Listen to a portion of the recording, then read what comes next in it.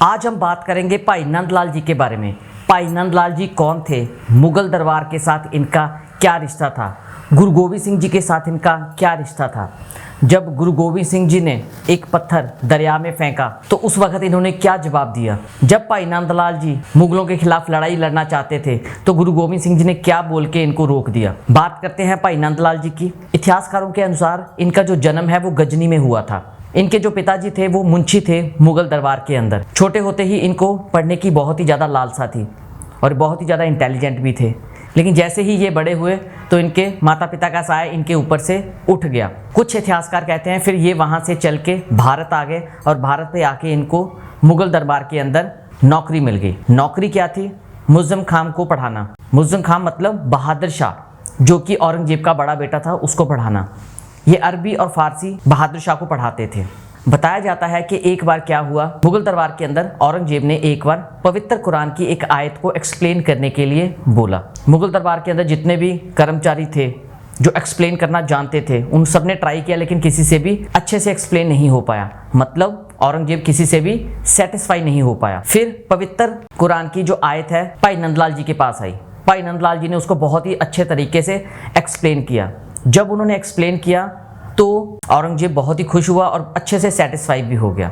फिर औरंगजेब ने पूछा कि ये इंसान कौन है। तो राज दरबारी ने औरंगजेब को बताया कि महाराज ये एक गैर मुस्लिम है जिसने इतने अच्छे से पवित्र कुरान की आयत को एक्सप्लेन किया है। तो औरंगजेब सारी रात सोचता रहा कि एक गैर मुस्लिम बंदा इतने अच्छे से कैसे एक्सप्लेन कर सकता है, इसको तो हमारे धर्म में होना चाहिए।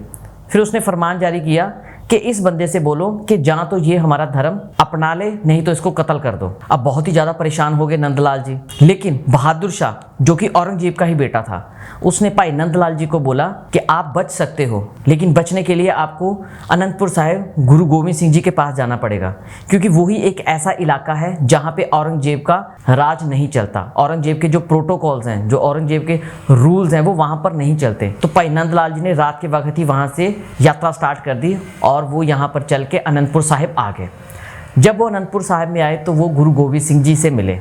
गुरु गोविंद सिंह जी से मिलने के बाद भाई नंदलाल जी ने सोचा कि मैं तो बहुत ही ज़्यादा इंटेलिजेंट हूँ, पढ़ा लिखा हूँ, तो मुझे गुरु गोविंद सिंह जी कोई अच्छा ही काम देंगे। तो गुरु गोविंद सिंह जी ने सच में उनको बहुत अच्छा काम दिया, लेकिन वो काम भाई नंदलाल जी को अच्छा नहीं लगा स्टार्टिंग में। तो गुरु गोविंद सिंह जी ने भाई नंदलाल जी को बोला कि आपका जो काम है वो लंगर सेवा में है, आपको वहाँ पे लंगर तैयार करना होगा और साथ ही साथ जूठे जो बर्तन है वो साफ करने होंगे। भाई नंदलाल जी सोच रहे थे कि मैं इतना पढ़ा लिखा हूँ और मुझसे ये काम करवाया जा रहा है। एक्चुअली उस वक्त थोड़ा सा हंकार था, वो हंकार खत्म करना जरूरी था। भाई नंदलाल जी फिर भी अपना काम करते रहे। उन्होंने लंगर तैयार किया और साथ ही साथ जूठे बर्तन को भी साफ करते रहे। एक बार गुरु गोविंद सिंह जी सभी लंगर हॉल में गए तो जितने भी कर्मचारी थे लंगर हॉल के, वो गुरु गोविंद सिंह जी को एक्सप्लेन कर रहे हैं कि हम किस तरीके से लंगर तैयार करते हैं और किस तरीके से हम लंगर बरताते हैं। सब ने अपना अपना तरीका बताया। 2 या 4 दिन के बाद गुरु गोविंद सिंह जी ने रात को अपने फेस को कवर किया और अकेले अकेले लंगर हाल में गए और उन्होंने जाके लंगर हाल में बोला कि मैं गुरु गोविंद सिंह जी से मिलने आया हूँ, उनका श्रद्धालु हूँ, लेकिन रात हो गई है जिसकी वजह से मुझे बहुत ज़्यादा भूख लगी है और मुझे खाना भी चाहिए, तो क्या लंगर मुझे मिल सकता है। सब ने यही बोला कि लंगर आपको मिल जाएगा, लेकिन अभी तो लंगर फिनिश हो चुका है और ये लंगर हम दोबारा बनाएंगे सुबह, तो आप यहीं पर सो जाओ, जैसे ही सुबह लंगर तैयार होगा हम सबसे पहले आपको छका देंगे। लेकिन गुरु गोविंद सिंह जी एक एक करके सभी लंगर हॉल से बाहर निकलते गए। फिर वो गए भाई नंदलाल जी के पास। भाई नंदलाल जी से भी गुरु गोविंद सिंह जी ने यही बोला कि मैं गुरु गोविंद सिंह जी से मिलने आया हूँ, रात बहुत हो चुकी है, मुझे भूख लगी हुई है, अभी तो मैं गुरु गोविंद सिंह जी से मिल भी नहीं पाऊंगा, तो क्या मुझे अभी लंगर मिल सकता है खाने के लिए। भाई नंदलाल जी ने बोला हाँ क्यों नहीं मिल सकता है, वैसे तो लंगर हमने बरता दिया है, खत्म हो चुका है, लेकिन आप मुझे थोड़ा सा समय दें, मैं अभी लंगर तैयार कर देता हूँ। तो भाई नंदलाल जी ने लंगर तैयार करना भी स्टार्ट कर दिया और गुरु गोविंद सिंह जी को वहां बिठा दिया। हाँ, एक चीज और बताना चाहता हूँ, भाई नंदलाल जी ने सबसे पहले गुरु गोविंद सिंह जी के पैरों को पानी से साफ किया। उनको नहीं पता था कि ये गुरु गोविंद सिंह जी है, वो तो एज ए श्रद्धालु ले रहे थे और इस बात से खुश थे कि ये श्रद्धालु मेरे गुरु को मिलने आया हुआ है। फिर लंगर तैयार करना स्टार्ट कर दिया। लंगर तैयार करते करते बीच में गुरु गोविंद सिंह जी ने पूछा भाई नंदलाल जी से, अगर टाइम लग रहा है तो रहने देते हैं, मैं कहीं और चला जाता हूँ। तो भाई नंदलाल जी ने बोला नहीं नहीं, बस तैयार हो चुका है, बस तैयार हो चुका है। तो भाई नंदलाल जी ने जैसे ही तैयार हुआ गुरु गोविंद सिंह जी को परोस के लंगर दे दिया।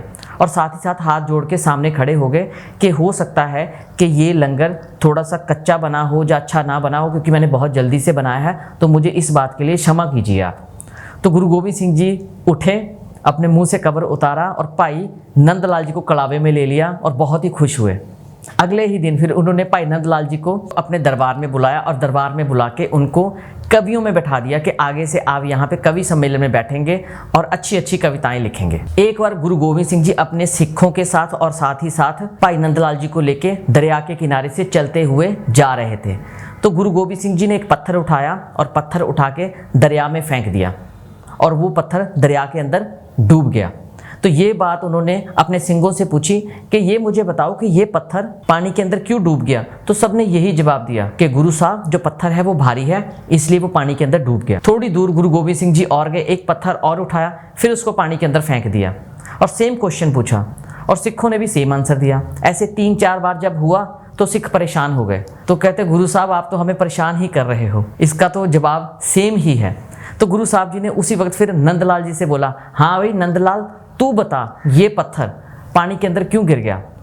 तो भाई नंदलाल जी बोले कि गुरु साहब मैंने ना तो पत्थर देखा ना आपको फेंकते हुए देखा, बट मुझे ये पता है कि जो इंसान आपके हाथ में है तब तक तो सही है, लेकिन जैसे आपके हाथ से निकलेगा वो डूब जाएगा। सोचने वाली बात है, बहुत ही अच्छी है। ऐसे भाई नंदलाल जी ने वहाँ पे बहुत सा समय व्यतीत किया और उन्होंने गुरु साहब के लिए 55 शेर लिखे, गंजनामा के अंदर लिखे हुए हैं बहुत ही अच्छे तरीके से।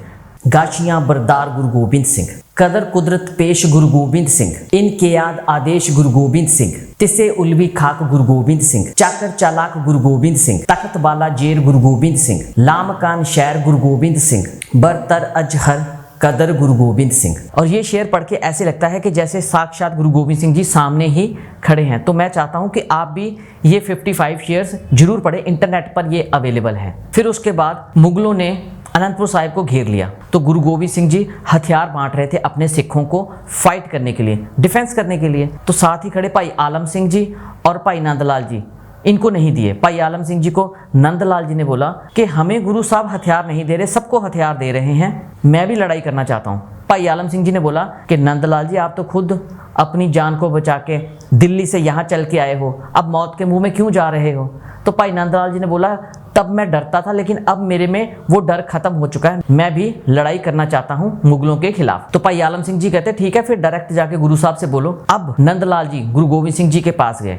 गुरु गोविंद सिंह जी के पास जाके उन्होंने गुरु गोविंद सिंह जी को बोला कि गुरु साहब आप सबको हथियार बांट रहे हो, मुझे भी हथियार दो, मुझे मुगलों के खिलाफ फाइट करनी है। तो गुरु गोविंद सिंह जी ने जो लाइन बोली वो बहुत ही अच्छी लाइन बोली, अगर आप अपनी तलवार से मुगलों को मारेंगे तो कोई योद्धा जन्म नहीं ले पाएगा, लेकिन अगर आप अपनी कलम से लिखेंगे तो बहुत से योद्धा जन्म लेंगे और लोगों की भलाई करेंगे। और ये बात नंदलाल जी के भी दिल पे लग गई। बताया जाता है कि जो भाई नंदलाल जी है उनका जो जन्म था वो 1633 में हुआ था और गुरु गोविंद सिंह जी का जन्म 1666 में हुआ था। वैसे तो वो 33 साल बड़े थे गुरु गोविंद सिंह जी से। फिर 1720 में भाई नंदलाल जी ये दुनिया छोड़कर चले गए।